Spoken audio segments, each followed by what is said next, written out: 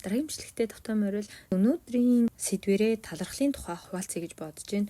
Талархаад байхад юусоо болохгүй юм аа гэдэг надад асуулт ирсэн. Бид нар ингээд өдөр тутамдаа талархлын тухай хүн бүрл мэдээд байдаг боловч яг бидний тэр талархал болж чадж гин үү те хэлбэр төдий талархал болоод байгаа юм болов уу гэдэг ч юм уу ингээд асуултууд яг гарч ирж байгаа хэл да. Тийм учраас талархаад байхад ингээд юусоо болохгүй юм аа гэдэг асуултыг бас асуусан байж магадгүй. За тэгээд яг энэ хүнтэй бас адилхан талархаад байхад нэрэл өстой юм болохгүй юм аа гэдэг ч юм уу. Эсвэл одоо сайхан зүйл заавал байхаар талархдаг юм уу? Ямар ч үед хэцүү байсан ч гэсэн сайныг олж хараад талархаж чаддаг юм уу гэдэг ч юм уу. Тэгээд санаа зовнил, уур бухимдал, амьдралд ямар нэгэн дутуу зүйл хамгийн түрүүнд тархинд хүрээд талархах гэдэг зүйл маань ингээд орхигдоод идэг ч юм уу. Ингээд зөндөл олон асуултууд бидний дотор байдаг байх гэж бодож байна. Тэгэхээр талархлын тухай өөрийнхөө боддог зүйлтэй тэгээд уншиж ирсэн зүйлүүдээс та нартай хуваалцъя. 20 дугаар зуунд талархал ч юм уу, эерэг байдал ч юм уу, тийм сэтгэл зүйн тухай сэтгэл судлалд судлагддгүй, нэг их ач холбогдол өгдөггүй байсан үе гэж байгаа байхгүй юу? Эсвэргээрээ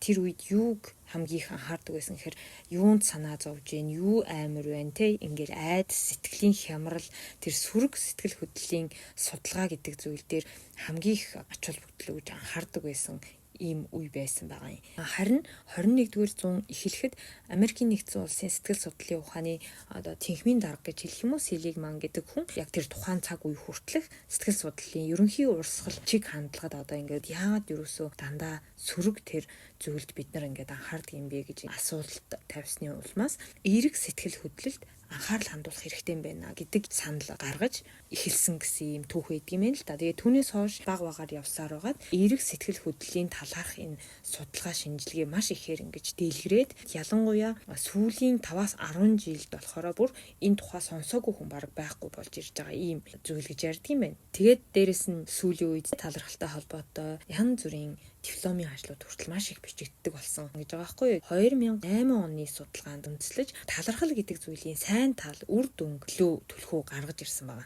За тэндээс авч үзэхэд өдөр бүр талархлыг үр дүнтэй хийдэг хүмүүсийн ажлын байранд хүн хоорондын харилцаа нь маш их сайжирсан байсныг тодорхой болгосон. За тэндээс улбалаад итгэлцэл, улам гүн гүнзгий болсон. Мөн талархдаг хүмүүсийн бусдтай хамтран ажиллах тэр хамтын ажиллагаа гэдэг зүйл ч гэсэн маш их нэмэгдэжсэн гэдэг. Тэгээ эргэн тойрны хүмүүстэй бас гоё тийм таата мэдрэмж төрүүлдэг гэсэн маш олон гоё одоо үр дүнгуудыг гаргасан юм судалгаа хийсэн юм байна л да. Тэгээд 2015 онд болохоор 450-60 хосыг ингээд оролцуулаад гэр бүлдээ хэрхэн талархдаг вэ гэдгийг судалж гаргасан байгаа. Тэгээд гэр бүлдээ илүү их талархаж чаддаг хүмүүс болохоор маш бат бөх гэр бүлийг бий болгосон байдаг. Талархаж чадахгүй одоо илэрхийлж гаргаж чадахгүй гэр бүл болохоор бат бөх байж чадахгүй талууд бас байсан гэд тийм зүйлийг бас гаргасан юм судалгаа байгаа хгүй. Дээрэс нь хүний ад жаргалын хэмжээ гэдэг зүйл талархаж чадсанаар маш их нэмэгдэж гэдэг зүйлийг ч гэсэн тодорхой болгосон байгаа хгүй. Яг чин сэтгэлээсээ, үнэн сэтгэлээсээ талархаж чадж байгаа юм бол бидний бас дотоод сэтгэл дотор ад жаргалын хэмжээ хүртэл маш ихээр нэмэгдэж байдаг юм байна гэдгийг ч гэсэн судалгаагаар тодорхой болгосон байгаа юм л да. Сүүлийн үед талархал бол маш чухал гэлээ бүгд л уншиж, сонсож, мэдээл өөр өөрсдийн арга барилаар талархаал явж байгаа байх гэж бодож байна. Талархлын сэтгэлийг өөртөө ингээд төлөвшүүлэх арга гэж байдаг юм байна лээ. Яаж талархах вэ гэд нэг тийм учраа олохгүй байдаг штэ эхлээд тий. Заримдаа талархаад заримдаа марчдаг ч тий.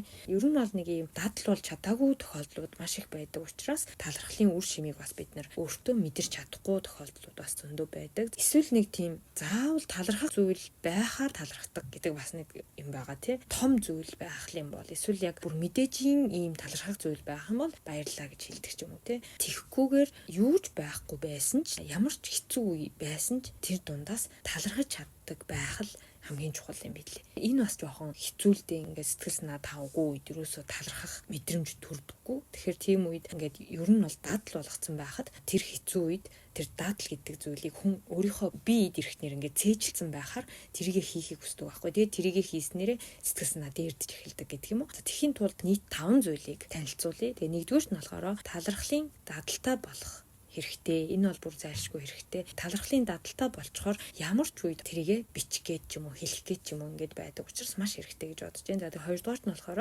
бусдаас авсан зүйл болоод бусад хүн хийж өгсөн зүйлүүдийг баталж бичиж ингэж талархах хэрэгтэй. Гуравдугаарт нь болохоор энэ зүйл ч юм уу те энэ хүн ч юм уу ямар нэгэн зүйл огт энэ амьдралд байхгүй байсан бол гэд ингээд тэр орон зайг байхгүй байсан бол яах вэ гэд ингээд бодоод үзэхээр эсэргээрээ байгаад нь баярлаа гэдэг мэдрэмж төрдөг байхгүй. Дөрөвдүгээр нь болохоор бүх зүйл дээр цаг зав гэдэг зүйлийг маш чөлөөтэй гаргаж байх нь их чухал юм билээ. За энийг бол би уншаад сүүлийн үед бас идэвхтэй хэрэгжүүлэе гэд ингээд явж байгаа. Тулгаж юмыг хийхгүй те цагийг одоо давчуу гаргахгүй ямар нэгэн байдлаар бүх зүйлийг маш гоё чөлөөтэй уужуу ингэж байлгаж өгөх юм бол хүнд нөгөө яарч сандрах мэдрэмж төрөхгүй учраас энэ бас хүний сэтгэл зүг маш гоё талархалтай байх үндэс суурь болж өгдөг юм гэж байгаа юм л да. 5 дугаарт нь болохоор өөрийнхөө сэтгэл санааны тавтаа тухтаа тэр нийцтэй байдлыг ер нь бол байнга мэдэрч явах хэрэгтэй гэсэн үг. Энэ зүйлтэй би маш гоё нийцтэй юм биш үү? Ийм зүйл байгаад баярлалаа гэдэг ч юм уу те. 6-ад нь болохоор аль болох эргэн тойрондоо бас тийм гоё талархдаг хүмүүстэй байх. Тэр хүрээллийг бий болгох гэж байгаа байхгүй. Эргэн тойрны хүмүүсийн нөлөө гэдэг бас биднэрт маш их байдаг шүү дээ ер нь бол те. За тэгвэл нэгдүгээрт талархлын дадалтай болох гэдэг нь яг яах юм бэ гэхээр талархал гэдэг зүйлийг улам гүнзгийрүүлж өгдөг ийм чухал зүйл учраас өдөр тутамдаа тогтмол хийх тийм дэг журамтай байвал болох юм а гэж байгаа. Жишээлбэл байнга өдрийн хоолны дараа би ингээд талархал бичнэ гिचх юм бол ерөөсөө өдрийн хоолныхоо дараа тэргээ хийх гэдэг байхгүй хүн ч угаасаа.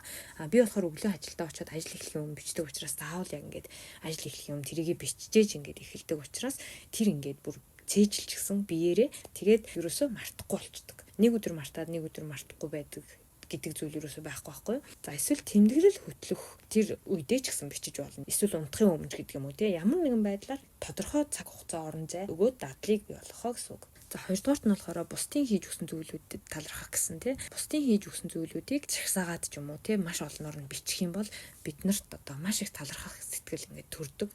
Би бусдаас ийм юм авсан байна гэд маш олон зүйлийг бид нэр юу бусдаас авсан байдаг. Сайхан үг, сайхан сэтгэл, за тэгээл тус гэл ерөөсө зөндөө зүйлийг авсан байдаг учраас энийг бол бичиж үзэх юм бол маш гоё тийм талархлын сэтгэл төрнө гэсэн үг. Ингэж чадсанаар бусдад хандах хандлага хүртэл ингээд аяндаа сайхан болоод ирнэ. Хүн ерөөсөө хийж өгөөгүй зүйлийг нь л ингээд бодоод байдаг юм л да ер нь бол. Тэгэхээр тэрийг эсэргээрээ хийж өгсөн зүйлийг нь ингээд баг угаар бодоод талархаад ахаар тэр хүний бас хийж өгөх зүйл ч гэсэн одоо нэмэгддэг ч юм уу те. Хүний нөгөө хийж өгөөгүй зүйлийг нь л хүн бодоол ах юм бол сэтгэл ханамжгүй байдал нь улам их ингээд нэмэгдээд байдаг учраас хийж өгсөн тэр зүйлүүдийг нь жагсааж үчээд талархаад ах хэрэгтэй гэсэн үг.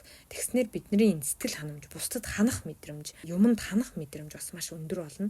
Тэгээ талархлын сэтгэл маш гоё улам ингэж төлжөж нахаалж чадчихдаг гэж байгаа байхгүй юу. Тэгэхээр энэ бол бас маш гоё арга байгаа. 3 дугаарт нь болохоор хэрвээ энэ хүн ч юм уу хэрвээ энэ зүйл байгаагүй бол би ийм хэмжээнд байхгүй байсан гэдэг ч юм уу те. Би өнөөдөр ингэж байхгүй байсан ч гэдэг юм уу. Ингээд бодохоор тэр зүйлийг тэр хүнийг байгаад нь л баг баярлаж ингэж талархах сэтгэл төрж ирдэг гэсэн үг. Одоо энэ дэр нэг Японы жишээ байгаа юм л да. 8 жил одоо ээжигээ ингээд үзий хадаад дургу үрээд явсан юм Япон ярьсан байгаа юм л да. Энэ аргыг хэрэглээд ээждээ талархах сэтгэл бүр дүүрэн болсон гэж байгаа. Яасан гэхээр ээж маань байгаагүй бол би төрөхгүй байсан ч гэдэг юм уу те. Хэрвээ ээж минь намайг өсгөөгүй бол би ийм байхгүй байсан. Ээж минь намайг багд минь ингээгүй бол би ингэхгүй байсан гэдэг юусоо нөгөө дандаа тэр байгаагүй бол тэгээгүй бол би юм байж чадахгүй гэдэг утгаар бодсоор байгаа цаанаасаа аяндаа сэтгэл ханамж гэдэг зүйл нь маш их болоод талархах сэтгэл дүүрэн болоод 8 жилийн дараа ээжтэйгээ маш сайхан харилцаатай болсон. Ээжтэй талархаж чаддаг болсон гэж байгаа байхгүй. Тэгэхээр бас энэ их гоё арга юм шиг санагдаад байгаа. Дөрөвдүгээрт нь болохоор цаг, ажил, төрөл гэдэг бүх зүйл дээр маш гоё уужуу тийм чөлөөтэй цагийг төлөвлөж байх хэрэгтэй гэд.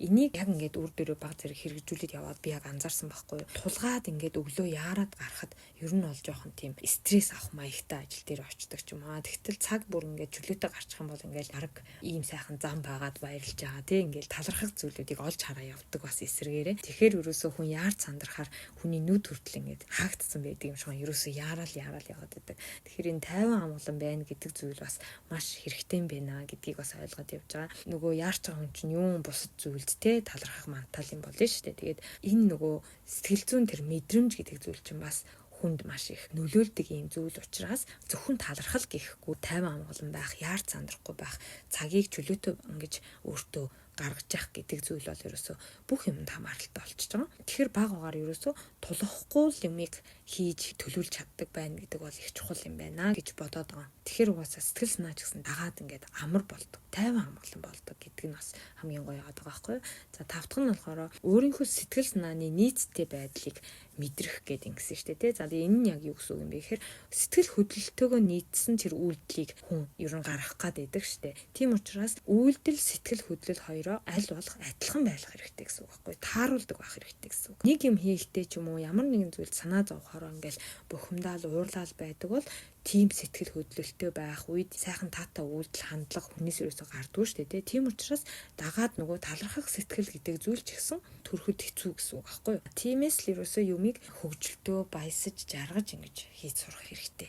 Аяг угаасан ч нөгөө чаргаж угаа гэдэг шүү дээ. Тэрэн шиг юусоо бид нар уурлаж ямар нэг юм хийж байх юм бол тухайн зүйлд ч гэсэн тэр уур бухимдлын одоо муу мухай нэргэл шингэж идэг учраас алхсан ч ажилласан ч хэцүү байсан ч юусоо л жаргаж амьдэр гэж эдсэн ч яасан ч ер нь л бүгдийг гоё жаргаж хий гэж өөртөө ер нь сануулад ингээд байх юм бол аяндаа ямар нэг зүйлийг хийхдээ ямар нэг юмыг одоо бодохдоо ингээд бухимдахаар л ер нь болчихно гэсэн үг л те. Цаанаасаа бухимдал гэдэг зүйл байхгүй болчоор тэрийг дагаад гарч байгаа бидний үйлдэл бас маш гоё тайван болон болоод ирэх байхгүй. Тэгэхээр үг үйлдэл сэтгэл зүй гэдэг зүйлүүд бол нягт уялдаа холбоотой зүйл учраас энэ бол орхиж болохгүй чухал зүйлийн нэг юм байна гэж бодоод байгаа. 6 дахь нь болохоор талархдаг орчин. Ер нь бол талархдаг хүмүүс дунд өөрийгөө ингээ байлгадаг байх гэсэн шүү дээ, тэ. Энэ бас маш чухал. Яагаад тэгэхээр хажууд байгаа хүмүүс гэдэг бол ер нь маш их нөлөөлж идэг найз нөхдөдтэй гэр бүл бүгд л ер нь нөлөөлж идэг. Өөрөө сөрөг зүйлд автахааргүй тийм сэтгэл зүйтэй,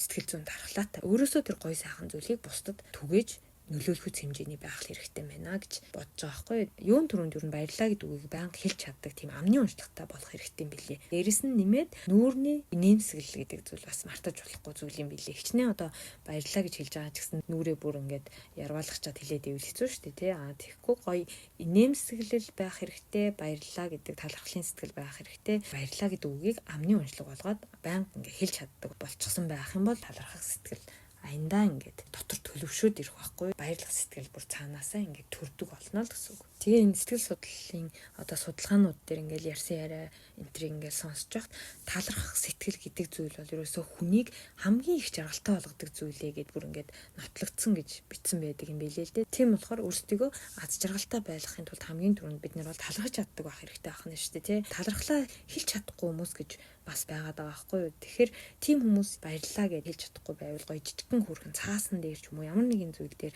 жижигхэн ингээ мессеж захиа болгоод үлдээдэг ч юм уу ямар нэгэн гоё аргаар бас талархсан сэтгэлээ илэрхийлээд ингэж бас гаргаж болох юм шиг санагдаж байгаа байхгүй. Ийм хэн зүрийн хүрхэн зүйлүүд ингээд бодохоор угаасаа хүний сэтгэл хүртэл дагаад ингээд гоё догтлол дүүрэн болдог штэ тий.